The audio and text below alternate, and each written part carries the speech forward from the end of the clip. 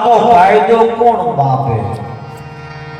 જે કરે ફેસલા યેસુને ફેસલા, આ કાળનો કાયદો કોણ માપે?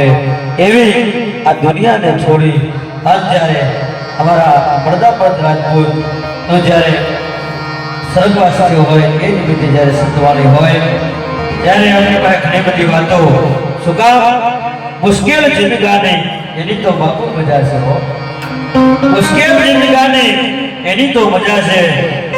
એટલે એક માણસ છે બાપુ જિંદગીથી કંટાળી ગયો, બહુ મુસીબત આવી એટલે બહુ કંટાળી ગયો અને એને જિંદગીને પૂછ્યું કે હે જિંદગી તું આટલી મુશ્કેલ કેમ છે?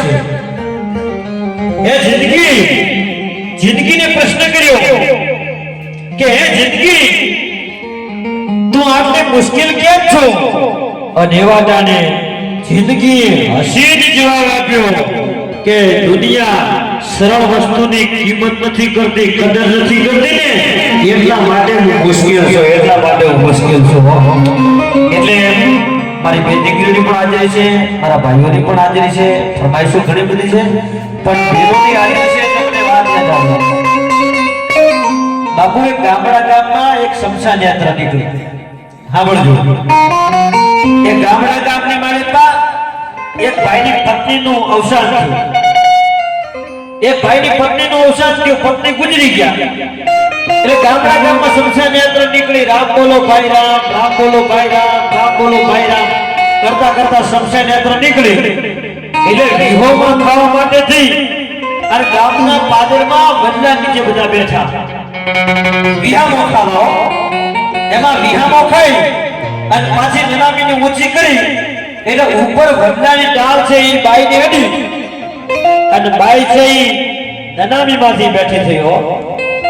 આમ બેઠી થઈ હો. નનામીમાંથી બાઈ બેઠી હતી 5 વર્ષ જીવી. 5 વર્ષ પછી પાછી ગુજરી ગયા. 5 વર્ષ પછી પાછા મરી ગયા.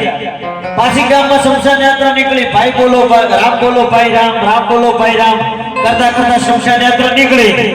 પેલો વડલો આવ્યો ને જ્યાં વિહોમાં ખાવા નીચે બેહવાના હતા, એ વડલો આવ્યો ને ત્યાં પેલા ગધણીએ ગળગળથી દોટ મૂકી અને વડલાની ડાળને આમ ઊંચી પકડીને ઊભો. અને હું કે ખબર, થોડા નીચા થાજો, થોડા નીચા થાજો, થોડા નીચા થાજો. શું કામ? ગયા વખતે ગુજરી ગયા હતા, આ વડલાની ડાળ અડી ગઈ હતી અને નમામીમાંથી બેઠા થઈ ગયા હતા. એટલે પાછા બેઠા ન થાય એટલે પેલો કહેતો થોડા નીચા થાજો, થોડા નીચા થાજો. કેવો કંટાળી ગયો છે વિચાર ન કરો. એટલે ગામમાં એક શમશાન યાત્રા નીકળી. એટલે બાપુ 1001 માણસ શમશાન યાત્રામાં જોડાયેલા જોયા. એટલે બાજુના ગામના માણસ છે ત્યાંથી નીકળ્યો. એટલે એને જોયું કોક ગામનો મોટો માણસ ટપકી ગયો એવું લાગે છે. ગામના કોઈ મોટા માણસની વિકેટ પડી ગઈ એવું લાગે છે, બાકી આટલા પાણા હોય નહીં. એટલે એને પૂછ્યું ભાઈ કોણ ગુજરી ગયું? એટલે કે ભાઈ મને ખબર નથી. બીજા ભાઈને પૂછ્યું ભાઈ તમારા ગામમાં કોણ ગુજરી ગયું? આટલા માણસો શમશાન યાત્રામાં જોડાણા છે, કોણ ગુજરી ગયું? એટલે કે ભાઈ મને ખબર નથી. ત્રીજા દાદાને પૂછ્યું ભાઈ કોણ ગુજરી ગયું? એટલે કે મને ખબર નથી. અરે કે તમારા ગામમાં ભલામણા માણસ ગુજરી ગયો તમને ખબર નથી? કે જે આગળ જે રાડું પાડતો જાય એને પૂછો કોણ ગુજરી ગયું?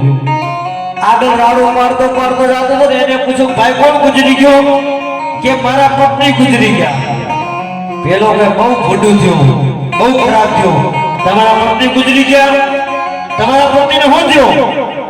કે હમણાં થોડા ટાઈમ પહેલા હું ફરવા માટે ગયો હતો અને ત્યાંથી એક કૂતરો લાવ્યો, પાળેલો કૂતરો. એ કૂતરો લાવ્યો અને હાજે મારા પત્ની છે કૂતરાને રોટલો બનાવી અને આપવા માટે ગયા અને આમ લાંબો હાથ કર્યો ને ત્યાં કૂતરો હાથે કર્યો, મારા પત્ની ગુજરી ગયા. ત્યાં પેલો ધીમેકથી કે ભાઈ જો તમારો કૂતરો 5 દિવસ માટે મને આપો ને તો કે થઈ જાવ લાઈનમાં.